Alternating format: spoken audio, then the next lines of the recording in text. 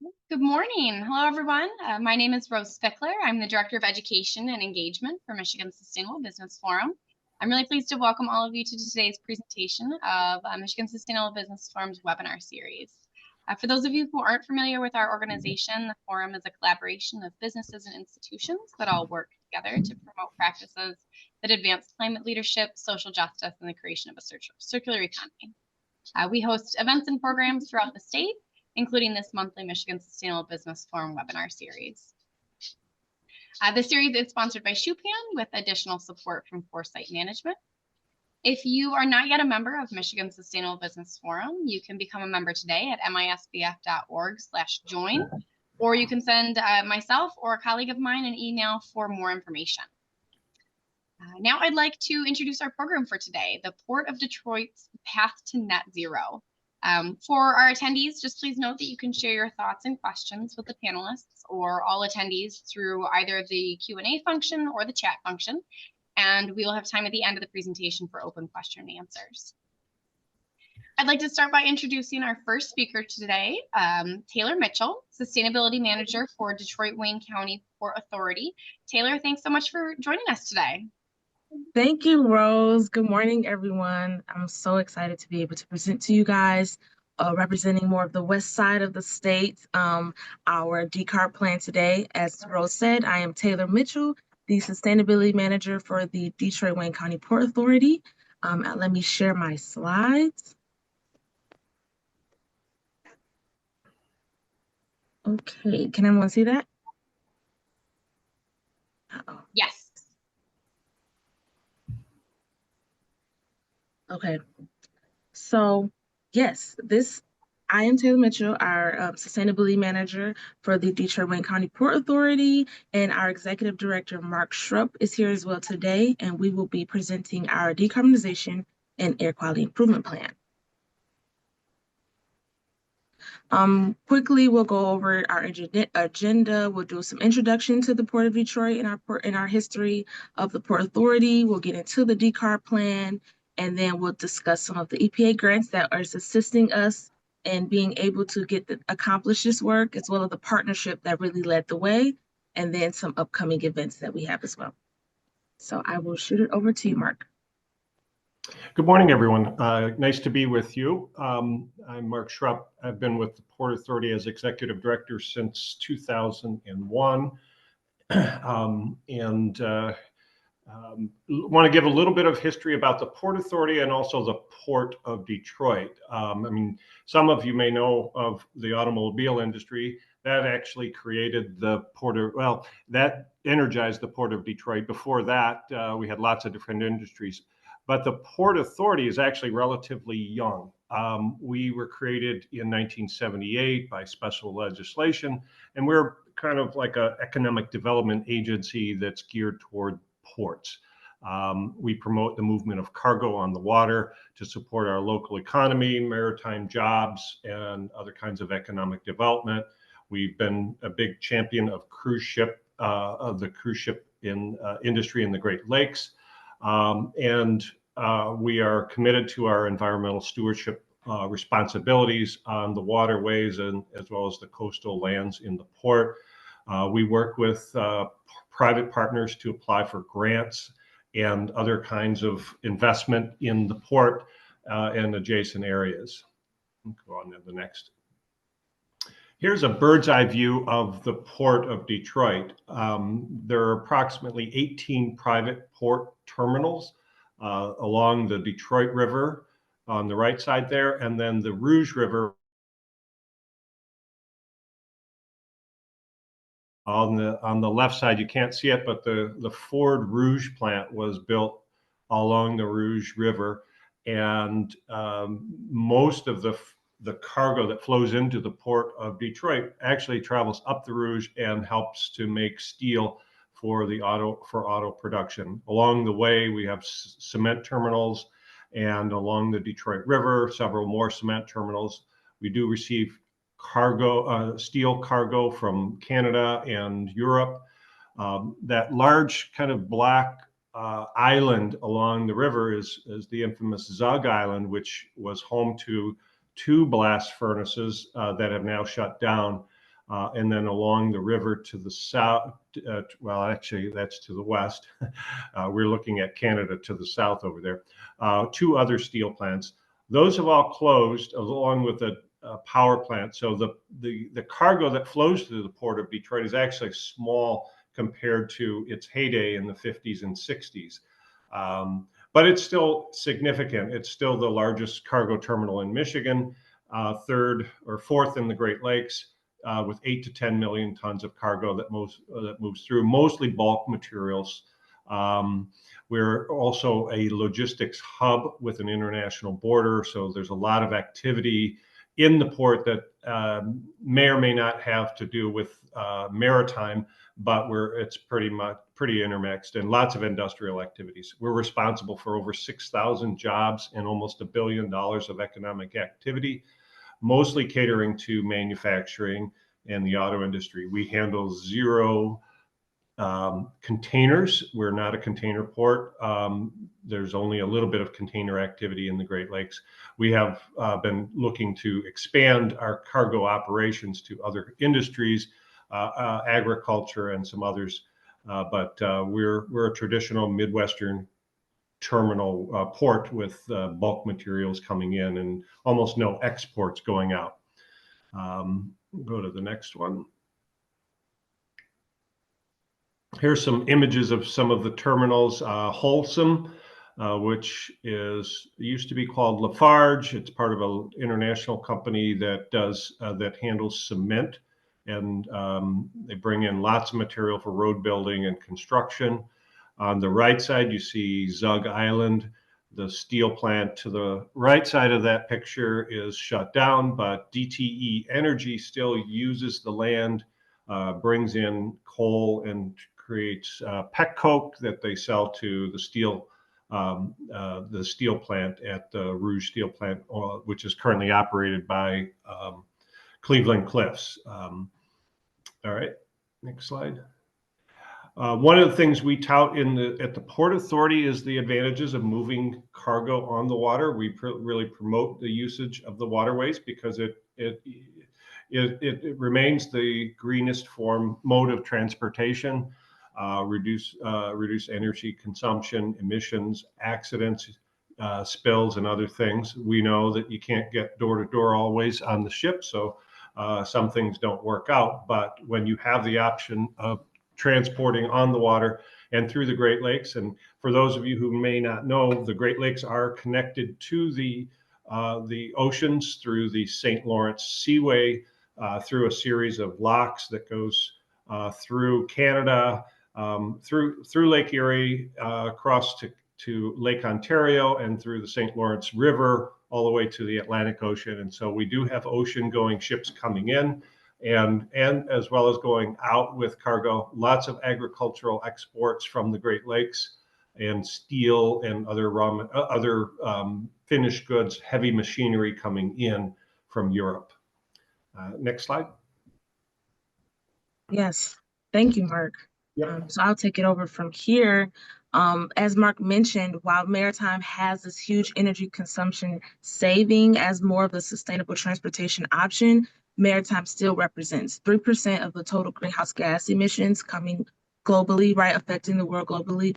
And so the International Maritime Organization implemented an action plan to globally decrease the maritime industry greenhouse gas emissions by net zero by 2050. And so they took on this plan, hoping that all the different sectors of maritime, the vessels, the ports, would consider how to decarbonize. And that's what inspired Port of Detroit. So as Mark mentioned, Port of Detroit sits at this logistical hub, this industrial site that has really contaminated the environment and community around it for generations. As we considered how to decarbonize, and I want to define decarbonization as the reduction of carbon dioxide emissions, just to be sure that we're all on the same page. Port Detroit took this initiative ourselves and created our decarbonization and air quality improvement plan, which was state funded by Michigan through a planning grant. And we began to research how can we assess the baseline carbon for all of our terminals, which are the 18 that produces, like I said, some, like Mark said, the cement and the iron. And so we wanted to see how can we reduce the carbon emissions as well as reduce other harmful emissions such as particulate matter, odors, smell, sound. And to gather this data, it was completely voluntary, right? As a Port Authority, we actually had no authority to make any of these terminals give us data, but they collaborated with us. And so, like I said, this is a huge partnership. This was a huge partnership gathering, right? Getting the terminals to say, okay, we'll join along with gathering data on the movement of goods. And I'll get more into details as well.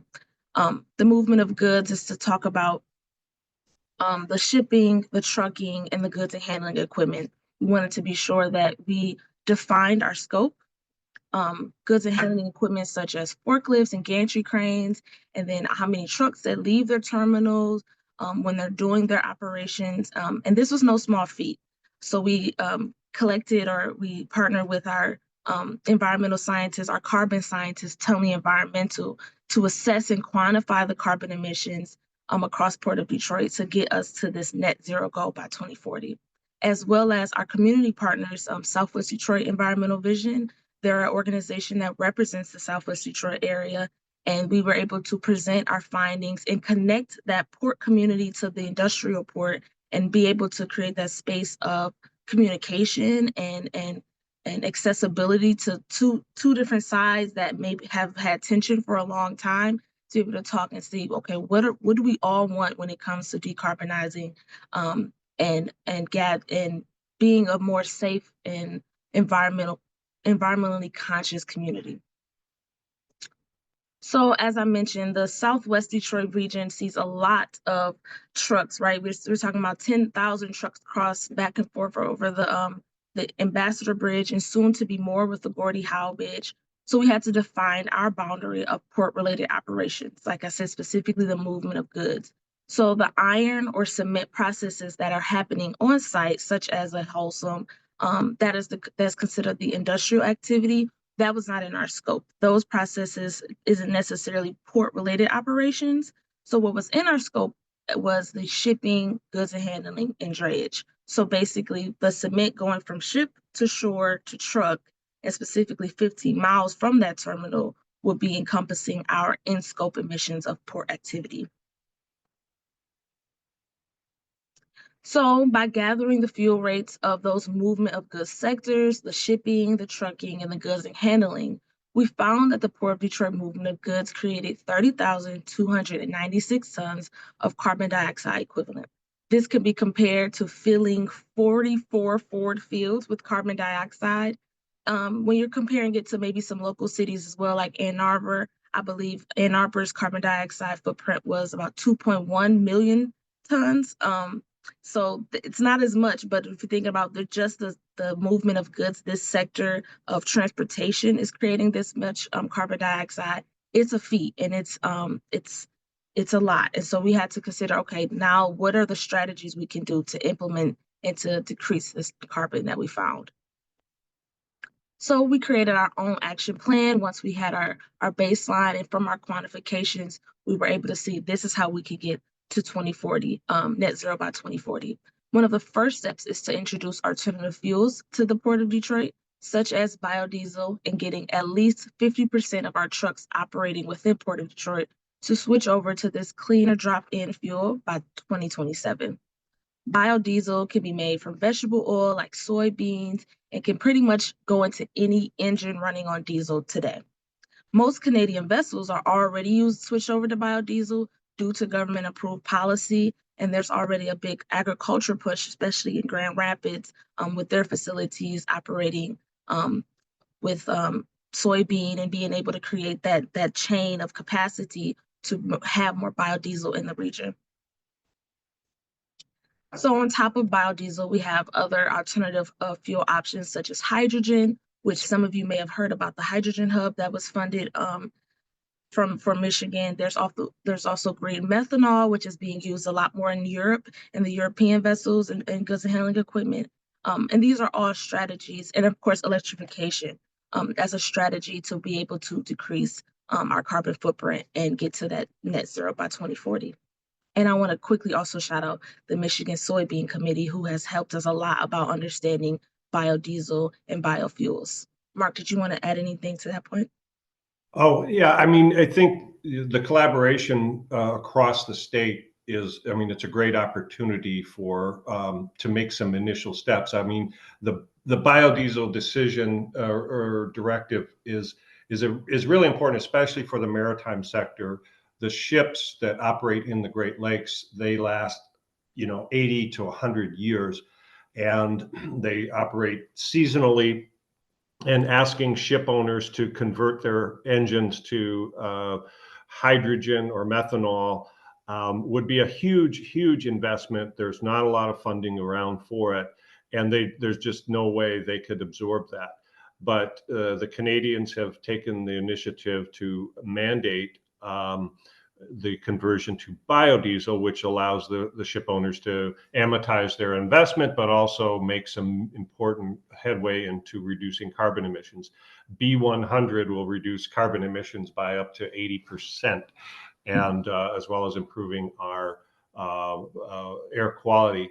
And we have to, in Michigan, we have to face the fact that our grid is not that green as it is today. So even if we were to electrify lots of things, we'd still be producing that energy with 70% carbon based fuels. So that the practical reality here is that the best way, the most efficient way of getting making a movement towards decarbonization is to move with biodiesel. Thank you, Mark. Mm-hmm.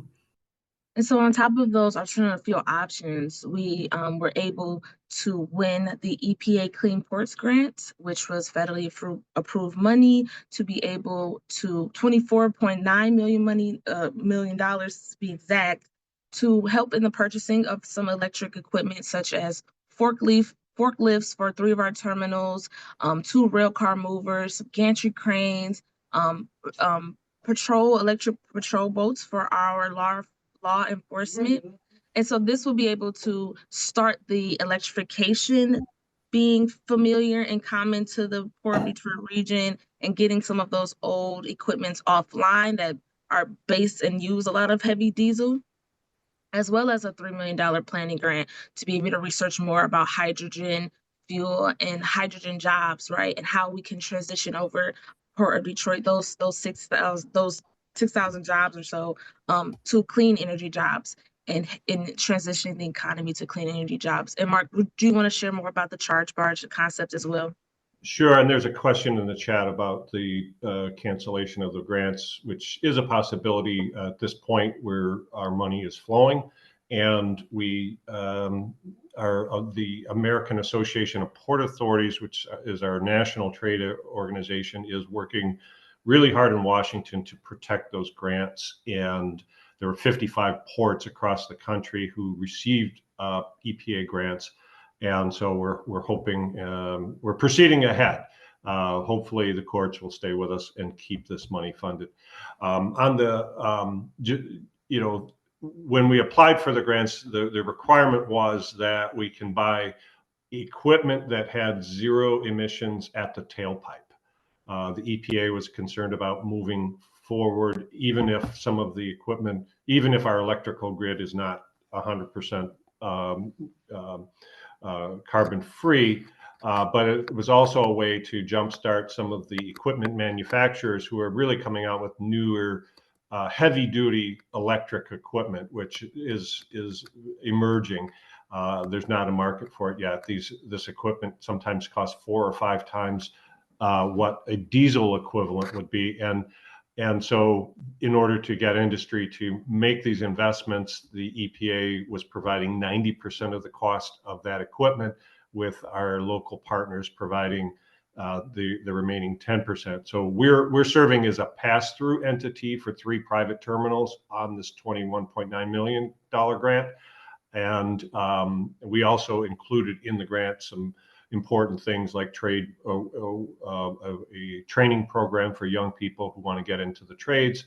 Also, the patrol boats for our law enforcement will come at no cost to those agencies. But we also believe that in the heavy duty field, like the big forklift truck or the big wheel loaders that can lift 60,000 pounds, which the terminals have a lot of in the Port of Detroit. Those may go hydrogen as opposed to battery electric, but this is a start, and we're proceeding along multiple paths.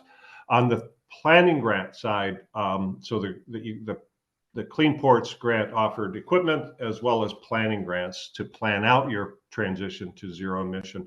And so we were awarded $3 million, and we have 3 different focuses of the grant. One is for hydrogen fuel, to map out where we can implement hydrogen fuel. Presently, there are no really good options for hydrogen today, green hydrogen specifically. The pipeline of supply isn't there yet, and the equipment isn't available. But the planning grant will allow us to understand and plan out our pathway. The second component is to work with local communities and workers to plan out that transition for jobs that will go away and the jobs that will be coming. And the third component is to plan for a power barge that will provide electrical power to our big cargo ships when they're at the dock. When all of the iron ore and cement and gravel is unloaded, there aren't machines on the shoreline hauling that, taking that off the ship. Each of the ships have their own equipment, conveyors and cranes and things, and that equipment is powered by generators and the ship engine. So they burn a lot of diesel fuel to unload. The power barge will provide electricity and convert all of that equipment to receive electricity, but it requires about 10 megawatts of power to unload one of those ships. And so the electrical grid in Detroit is not very green, and installing electrical switchgear at each of those 18 terminals would be enormously expensive. And so we came across a design for a floating power barge that will have a green fuel in it, so it may hydrogen or methanol, and produce green electricity with sufficient power to move that cargo. So we'll spend about 2 years planning out what it would take to implement a power barge in the Port of Detroit. And if successful, this could be replicated at lots of the Great Lakes ports, which have the similar type of layout, seasonal business, and heavy duty cargo equipment, cargo ships. So we're real excited about that. We're partnering with the American Bureau of Shipping and the University of Michigan to plan that out. Thanks, Mark. Mm-hmm. Yeah, so as Mark mentioned, this was all about partnership and collaboration. We had to work with our private terminals to be able to gather their data and their information related to diesel and their movement of goods and how much diesel and fuel is being used from ship to shore to truck.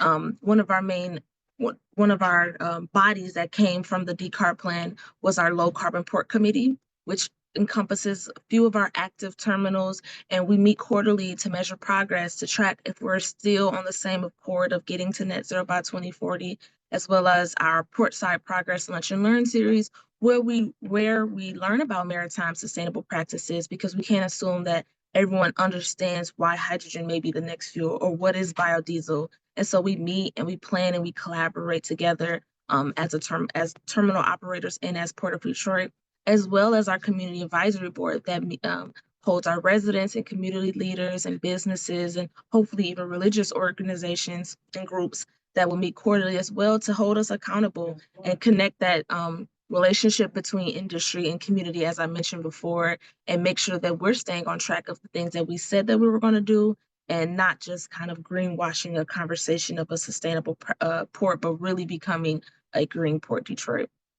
And so with that, I want to give a little quick second to recap everything I talked about with the 1-minute video, and hopefully the sound works. The Detroit-Wayne County Port Authority is taking climate change and air quality seriously. We know that moving bulk materials for manufacturing, construction, and road building is important and provides good paying jobs for our community. But using fossil fuels to power all that work raises global temperatures and threatens our environment. It also creates poor air quality and negative health outcomes for Metro Detroiters. It's time to do something about it. Working with our community partners and scientists, the Port Authority brought together the terminal operators who make up the Port of Detroit to measure our carbon footprint and develop actionable strategies to lower carbon emissions, improve air quality, and reduce other health impacts from port activity. In the near term, we'll add lower carbon fuels to our ships, trucks, and equipment. Over time, we'll switch to battery electric and possibly hydrogen fuel cells. And we'll do it with transparency and public accountability. Together, we'll create the Green Port of Detroit, where good-paying jobs and a clean and healthy environment work hand in hand. Stay connected and join us. Visit portdetroit.com/decarbonization project. Yes. So with all of that, we are continuing the work. We're doing a second round of carbon emission data collection. Our goal is to do this every 2 years, biannually, continuing to track the progress, and as well as, promoting ourselves as a Green Port Detroit and sticking to the words that we say when we really believe that the maritime industry does not have to be so heavily polluting, and the industrial area around us does not have to continue to contribute to bad air quality and poor quality of life for the residents and community members and children that represent this area.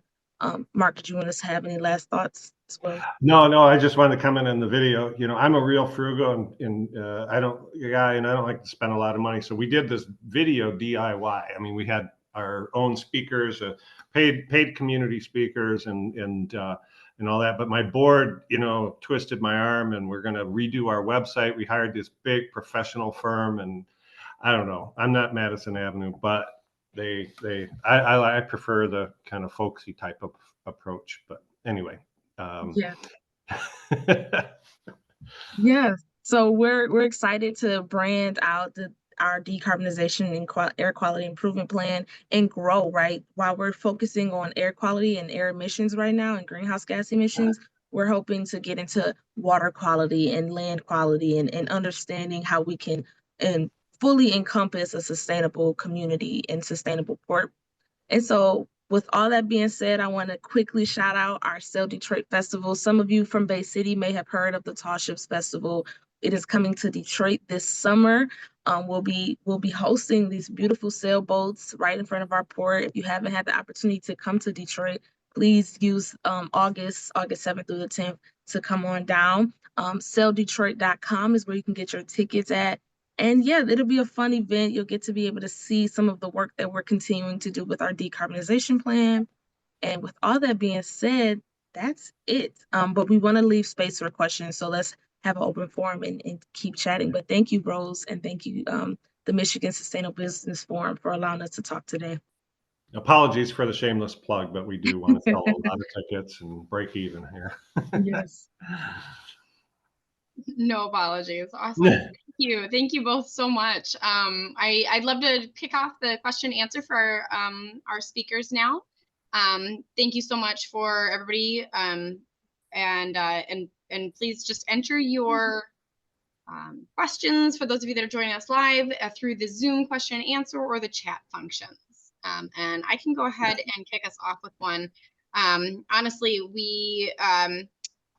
our team was behind the scenes coming up with questions, and you guys did such a great presentation that every time we came up with one, you answered it with the next slide. So fantastic presentation. Thank you both very much. Thank you. But a couple of questions that we have you seen other ports take action and inspiration from your work? I know you talked about the partnerships and wanting others to kind of copy and paste your work, but have you seen anybody else already moving forward? Well, I guess I'll say we took inspiration from others. I mean, here in the Midwest, we're kind of behind the game on decarbonization. I mean, the Port of Seattle started theirs in 2005, I believe. The coastal ports and the ports in Europe. So I don't want to get ahead of ourselves. We're not breaking. We're not leading the pack. I think in the Midwest and the Great Lakes, we probably are a little bit out there in front, but Port of Cleveland has been quietly doing a lot of things. Port of Duluth with some of the state incentives for biodiesel has been doing that. I think what may be unique is that we incorporated as many of the private terminals as we could. A lot of the other port authorities, when they do their decarb plan, they're really focused on their own footprint, meaning the land that they own, the terminals that they lease out. The other ports or terminals that are within the port are not necessarily incorporated into their plans. So that probably is the unique thing, but it's the nature of the Port of Detroit. We have one small terminal that we really don't run ourselves. So in order to do a real plan, we had to reach out to the private terminals. And so yeah, we took inspiration from others. I think as a result of our work, some of the other Great Lakes ports have jumped in with some of their efforts. Ports of Indiana has pushed forward on some planning. And it actually and the EPA frankly was doing clean ports planning 5 or 10 years ahead of us. So it was great for us to be in a position to take advantage of the grant. So we're part of a collaboration, and we also see ourselves as a instigator of this kind of work outside of the port, but within Southeast Michigan. So Wayne County and the city of Detroit and other sectors see what we're doing, and I think it creates a little bit of momentum and pressure for all industries to decarbonize. Great. So speaking of the partnerships that you have, does the work that you're doing in greening the Detroit ports positively impact the Riverwalk renovations that are also being done now, and then vice versa? The Riverwalk renovations started 35, 40 years ago, section by section. We work with the Riverwalk folks, and I think the work that they've done to transform an old industrial riverfront into more of a recreational beauty that wins awards is commendable. So we haven't done collaboration together. Our focus is really on the remaining industrial parts of the Port of Detroit. And but it's certainly we're allies in terms of making the riverfront cleaner and more enjoyable for people. Great. So were any building emissions factored into the analysis from the surrounding area? Each of the terminals have a small facility. They don't have major buildings. And so I think one of the reasons our footprint may not seem as large as some others like Ann Arbor and all is that we don't have facilities. We have smaller facilities. They are included. The facilities and administrative offices account for about 7% of our footprint, whereas in other sectors, it's probably a much bigger portion. So yeah, we did include it, but it was small. Yeah, and the actual electricity happening at the office site for the terminals, and even things like commuter miles, we included that in our assessment when we were kind of doing kind of like a BCA for every terminal when we were creating the baseline. But then, as I mentioned, the industrial activity, right, the actual processing of cement, that was out of our scope. So changing tracks a little bit and getting a little bit more technical, what are some of the trade-offs for using biodiesel, and what are some of the barriers for adoption? I would say a trade-off would be that, as Mark mentioned, it is a 70% reduction. When you're switching over from B100 to diesel, you can see 70% carbon reduction compared to diesel. Some of the apprehension, I guess you could say, with biodiesel is that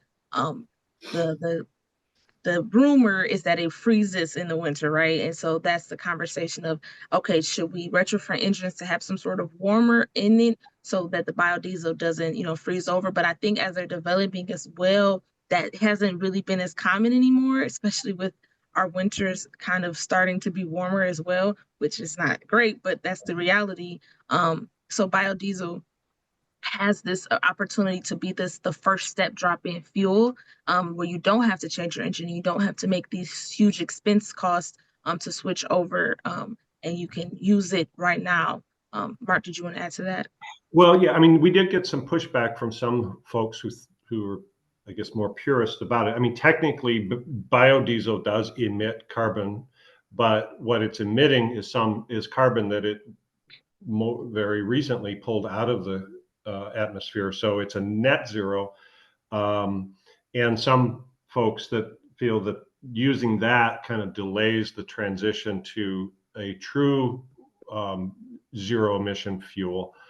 I understand that, but the reality is that it's going to be a long time for the shipping industry or in the Great Lakes to make that transition because of the expense of transitioning engines on ships. But with respect to trucking and cargo, which isn't necessarily maritime, 55% of our footprint is hauling that cargo away, and so we're engaging with trucking companies that service the ports, the terminals. They're not controlled by the terminal operator, so it's we have to do a lot of data gathering to find out who is coming into the terminals and hauling things away, and working with them to transition to if there's a battery electric truck that'll work, we want to help them do that. But in the meantime, if they just bought a new truck, they're not going to get rid of it. So if we can get them to use biodiesel, that's better. The other thing we got pushback on is, I think it's maybe something people hear about with ethanol, is that it drives up food costs. And when we looked at it, and lots of environmental groups also looked at it and said, no, it really doesn't drive up food costs, because the oil that's used in biodiesel is really a surplus or a byproduct of the bean crushing. The real commodity that they're going after with soybean crushing is the meal, and that's sold to farmers for feedstock, and the oil is just extra. And so our understanding is that it doesn't drive up food costs. So. Beautiful. What's an actionable step that our audience today can take to push Port of Detroit toward decarbonization goals? That's a great question. I would say if there's any representation of the transportation sectors here, such as I know that Grand Rapids represents a huge logistical hub as well, kind of getting the upper Midwest to this lower Midwest area.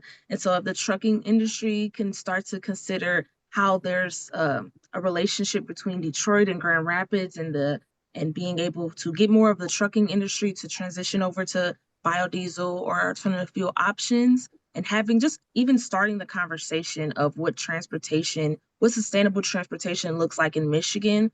I feel like a lot of the conversation is heavily electric, and everyone's kind of talking about electric cars, electric charging stations, but there's also this alternative fuel option that more of the trucking community can start to discuss, and hopefully also partnering with the ports, the surrounding ports of the state.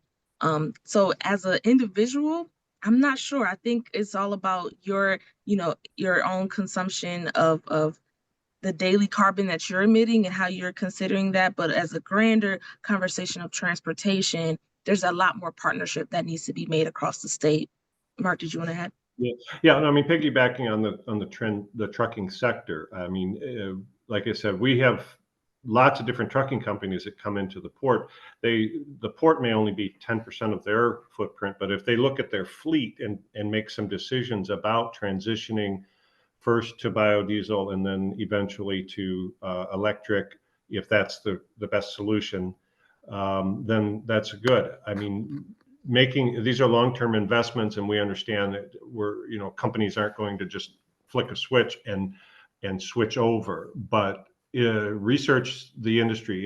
There's a lot of investment going in, and look at the long-term cost of operations, not just the initial cost. Some of this equipment may cost, if it's battery electric, it may cost a lot up front, but when you factor in the operational cost and some of the other health savings and other things from better air quality for your workers, it will pencil out. And so do the research. We're certainly trying to bring that data to our partners so that they can see the benefits from a financial standpoint in making this transition. So, and on the biodiesel side, the more demand there is for it here in Michigan, the more of our biodiesel will stay here. A lot of it goes to California.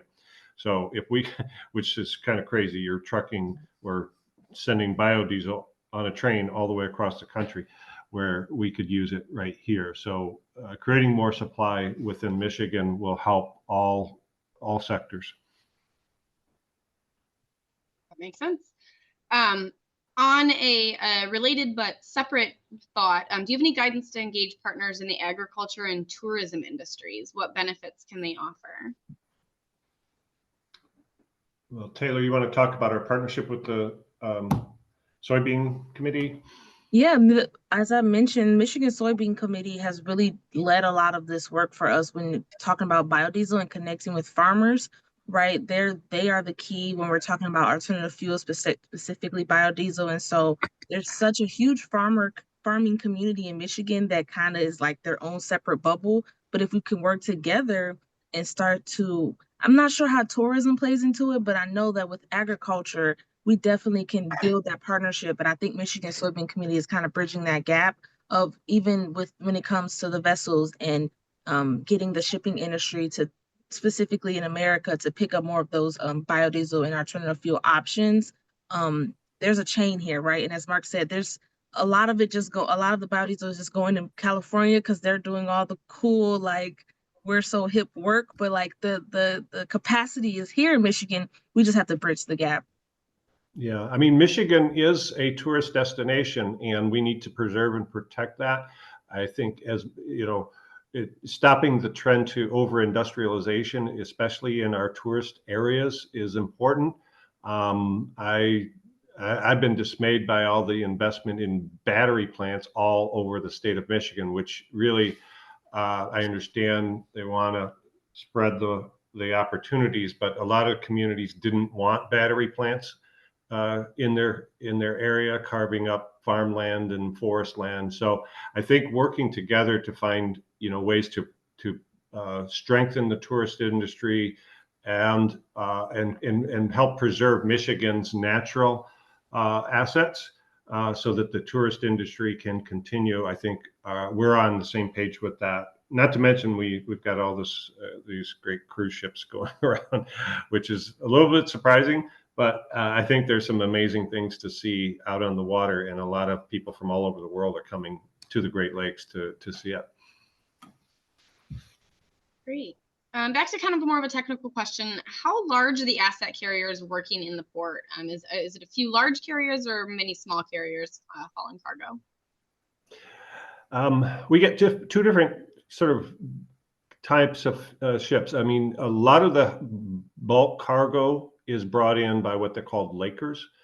These are ships that only stay within the Great Lakes, and some of them are 1,000 feet long. They're Canadian and U.S. And of that 10 million, that 8 to 10 million, probably 80-90% is moved into the port through Lakers. Our power barge research project is trying to get a handle on the number of ships. There's probably not more than 24 ships that account for 80% of the cargo that goes into the port. The only one or two of the terminals have their own ships, Wholesome and St. Mary's. The rest, those are contract carriers that bring the cargo in. We have one general cargo dock that receives international shipments, and those are what they call salties. These are the ships that go from the saltwater into the Great Lakes. I would say there's probably not more than a dozen salties that come in, but they run pretty regular routes. FedNav is a company that brings in steel from Europe and makes frequent trips in. There's a number of ships salties that travel right past the port because they're heading up to Duluth and other Great Lakes ports. But within the Port of Detroit, I would say there's probably not more than 35 ships that call on us, but some of them maybe a dozen or more times per season.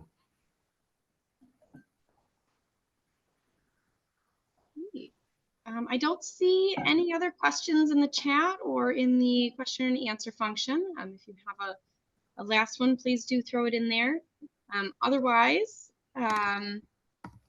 we want to say thank you to everybody for attending. We'll be sending out a recording of the webinar and slides to all registrants before the end of the week.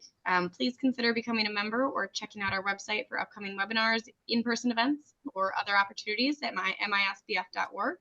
And thank you again. Thank you both so much for speaking to us, and have a great week to everybody. And we hope to see you at Sell Detroit. Come out to Sell Detroit. We want to see you there. Thanks, guys. All right.